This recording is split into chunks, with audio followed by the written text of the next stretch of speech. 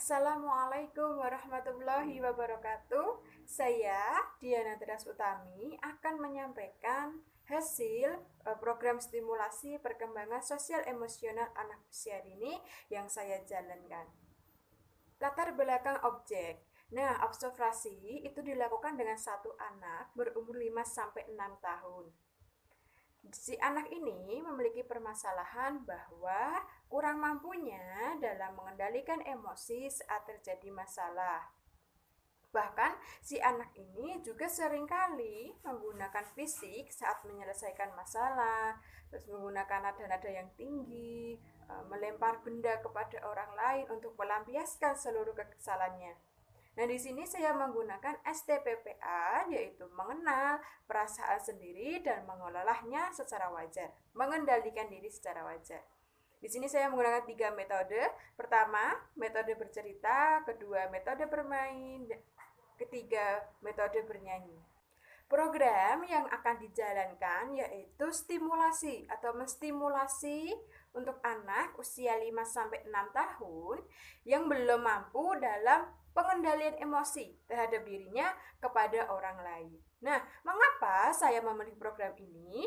Nah, karena pada dasarnya anak usia 5 sampai 6 tahun itu sudah bisa untuk mengendalikan emosinya. Nah, namun adanya hambatan seperti kurangnya perhatian dari orang tua dan sekitar, serta ada pengaruh juga nih, pengaruh buruk dari pertemanan membuat anak itu menjadi seperti itu. Nah, dengan adanya program ini yang nantinya akan membuat si anak menjadi orang yang bisa dalam mengendalikan emosinya. Tahap pelaksanaan dan respon si anak. Pada pertemuan pertama, saya menggunakan metode bercerita. Di sini, anak itu belum sepenuhnya mengetahui apa sih itu emosi yang wajar. Bagaimana tahapannya? Yaitu memahami sikap dan perilaku si anak, serta melakukan pendekatan. Nah, mengapa? Karena dengan melakukan hal itu, anak nantinya akan merasa nyaman di dekat kita. Jadi kita lakukan memahami sikap anak, terus kita melakukan pendekatan kepada anak, karena anak-anak itu akan nyaman dengan kita nantinya. Dan juga biarkan anak untuk bercerita saat terjadi masalah, sebab dia akan merasa lega dan orang tuanya itu menjadi tempat aman untuk dirinya. Nah, kenalkan juga pada anak cara marah yang baik itu seperti apa. Cara marah yang baik itu seperti tidak membentak orang atau berbicara dengan pelan, terus tidak melempar benda kepada orang lain, seperti itu. Nah, pada pertemuan kedua, di sini saya menggunakan metode bermain. Nah, anak belum mampu sih untuk mendengarkan nasihat orang lain. Nah, bagaimana tahapannya? Bertanya pada anak, bagaimana perasaannya. Apakah dia sedih, apakah dia senang, apakah dia marah. Terus juga buat kelompok bermain dengannya. Karena saat anak bermain, kondisi moodnya itu akan stabil, atau dalam keadaan suasana yang tenang, suasana yang senang, karena dia sedang bermain. Dengan ini, kita dapat memberi nasihat pada anak secara perlahan mengenai apa? Mengenai perilaku si anak kalau si anak melakukan kesalahan. Nah, bagaimana respon si anak pada pertemuan pertama?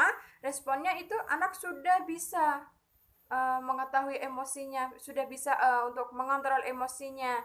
Nah, pertemuan kedua, respon anak itu anak sudah mampu untuk mendengarkan nasihat orang lain. Nah, jadi dengan ini anak bisa untuk menjadi orang yang bisa mendengarkan nasihat-nasihat orang lain. Pertemuan ketiga saya menggunakan metode bercerita. Di sini anak belum mampu untuk mempertahankan diri tidak memukul orang lain. Bagaimana tahapannya? Bercerita menggunakan alat peraga. Alat peraga seperti apa? Kalau perempuan bisa pakai boneka, kalau laki-laki bisa pakai mobil-mobilan dan lain sebagainya alat peraganya.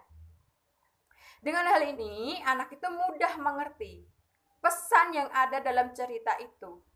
Yang nantinya anak akan mencontohnya, anak akan menirunya. Pesan-pesan yang ada di situ, pesan yang baik yang ada di situ. Jadi orang tua nanti menjelaskan bahwa pesan yang ada dalam cerita itu seperti apa, seperti apa. Nah, respon si anak bagaimana?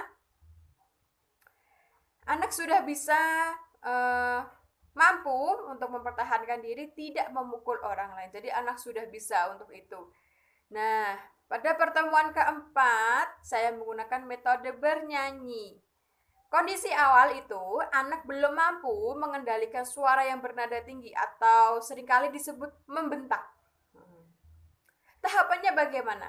Perhatikan anak saat berbicara dengan orang lain. Amati cara berbicara anak dengan orang lain itu seperti apa. Terus ajak anak untuk bernyanyi atau mendengarkan musik.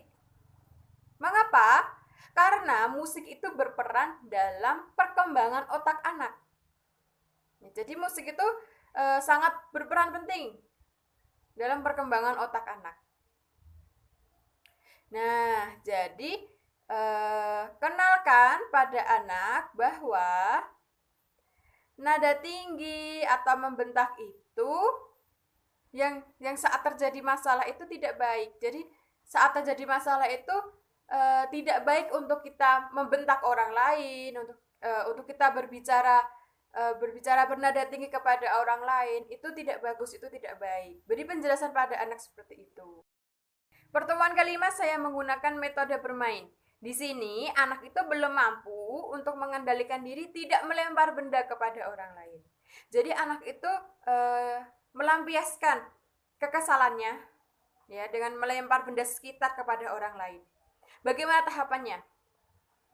Beri penjelasan pada anak bahwa melempar benda kepada orang lain itu perbuatan yang tercela, itu perbuatan yang tidak baik, perbuatan yang tidak bagus. Dan orang yang dilempari benda akan merasa kesakitan. Nah, ajak anak untuk bermain. Salah satunya yaitu lempar tangkap bola. Nah, karena dengan permainan ini, anak akan berpikir jika lemparan bola tidak tertangkap atau tidak tepat sasaran mengenai tubuhnya, dia akan merasakan sakit. Nah, jadi ajak anak untuk bermain, seperti lempar tangkap bola tadi. Nah, bagaimana respon anak? Anak sudah bisa untuk mengendalikan dirinya, untuk tidak melempar benda kepada orang lain. Jadi anak sudah tahu bahwa itu adalah perbuatan yang tidak baik. Pertemuan ke-6 saya menggunakan metode bercerita. Di sini anak itu belum mampu untuk mengucapkan maaf kepada orang lain. Jadi anak itu belum bisa untuk mengucapkan minta maaf. Gengsi ya, bahasanya sekarang itu gengsi. Jadi anak belum mampu untuk itu. Karena gengsi itu. Nah, dan tahapannya seperti apa? Ajak anak untuk mendengarkan dongeng. Karena dengan berdongeng anak akan dapat mengambil pesan yang ada dalam cerita. Yang sudah saya jelaskan tadi, bahwa orang tua itu bisa menjelaskan apa sih pesan-pesan yang ada di cerita itu. Nah, beri juga penjelasan pada anak bahwa berbuat salah itu sebaiknya meminta maaf. Sebaiknya mengakui kesalahannya. Karena meminta maaf terlebih dahulu itu jauh lebih baik daripada tidak meminta maaf. Dengan hal ini dapat melatih anak untuk menjadi orang yang berani. Berani dalam apa? Berani dalam mengakui kesalahannya dan menjadi orang yang bertanggung jawab. Jadi anak itu harus bisa untuk menyadari bahwa dirinya itu salah atau tidak. Kalau dia salah, ya seharusnya dia harus memberikan stimulasi. Hal baru yang ditemukan pada anak adalah si anak itu sudah mulai menunjukkan perubahan sikapnya dan juga bisa dalam mengendalikan emosinya.